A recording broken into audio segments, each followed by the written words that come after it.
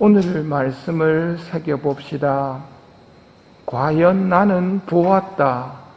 그래서 저분이 하느님의 아드님이시라고 내가 증언하였다 하는 세례자 요한의 증언이 나옵니다.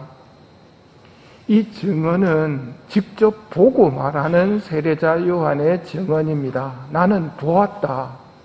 그래서 저분이 하느님의 아드님이시다 하고 증언합니다. 세례자 요한은 좀 더 설명을 해줍니다. 나더러 물로 세례를 주라고 나를 보내신 분께서 나에게 일러주셨다. 성령이 내려와 어떤 분 위에 머무르는 것을 내가 볼 터인데 바로 그분이 성령으로 세례를 주시는 분이다. 과연 나는 보았다 하고 증언합니다. 그러니 이 증언은 하늘의 계시로 알게 된 진리를 증언하는 것입니다. 그 핵심은 저분이 하느님의 아드님이시다입니다. 이를 다르게 표현하기를 보라, 세상의 죄를 없애시는 하느님의 어린 양이시다 라고 설명합니다. 이 말은 미사 때에도 듣게 되는 증언입니다. 보라, 세상의 죄를 없애시는 하느님의 어린 양이시다. 보라, 하느님의 어린 양, 세상의 죄를 없애시는 분이시니. 이렇게 예수님을 향한 증언은 하늘의 계시로 알게 된 진리입니다. 저분이 하느님의 아드님이시다. 저분 덕분에 세상의 죄가 없어졌다. 예수님이 하느님의 아드님이신데 그 예수님이 하느님의 어린 양이라고 설명을 합니다. 이 말은 하느님의 어린 양이 무슨 뜻인지 알아야 이해가 되는 말입니다. 하느님의 어린 양을 설명해주는 대표적인 이야기가 아브라함이 이삭을 바치는 제사 때 나타납니다. 제물로 바치려던 이삭 대신 하느님께서는 순양 한 마리를 준비하시고 그 순양을 아들 대신 번제물로 바치게 마련하셨습니다. 그래서 아브라함은 아들 이삭 대신 그 양을 바치고 그곳의 이름을 야훼 이레, 즉 하느님께서 마련하신다는 뜻의 이름을 붙입니다. 그러니 하느님의 어린 양이란 사랑하는 아들 이삭 대신 희생되어 바쳐진 양이고 그렇게 바치도록 하느님께서 마련하신 양이라는 의미이고 예수님께서 하느님의 어린 양이라는 말입니다. 하느님을 아버지라 부르는 사람들을 살리기 위해 대신 희생되어 바쳐질 하느님의 어린 양이 예수님이시라는 말입니다. 그 예수님은 하느님의 아들이시다라고 선포하는 것입니다. 하느님께서는 뱀에게 속아 망해버린 인간을 살리기 위해 당신 외아들 예수님을 희생시키셨습니다.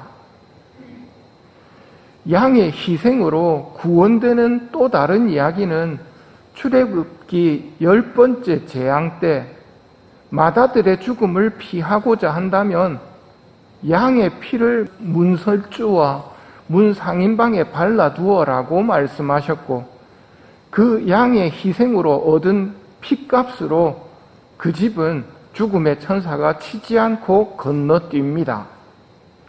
이것이 양의 희생으로 구원된 또 다른 이야기입니다. 이 미사는 예수님을 희생 제물로 바치는 제사입니다. 그러기 위해서 제물이신 예수님을 준비하는 대목이 너희를 위하여 내어줄 내 몸이다 하는 부분입니다. 이때도 여러분들은 바라보시지만 그때 모습은 온전한 빵의 모습입니다.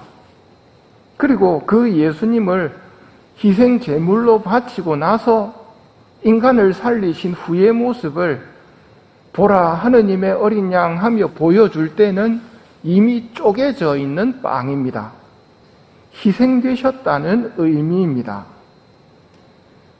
다 이루어졌다는 십자가상의 말씀이 이것을 설명하는 것입니다. 하느님의 어린 양의 희생을 보면서 잊어서는 안 되는 것이 죽기까지 우리를 사랑하시는 하느님이시라는 사실입니다. 하느님은 정말로 나를 그렇게 사랑하고 계십니다.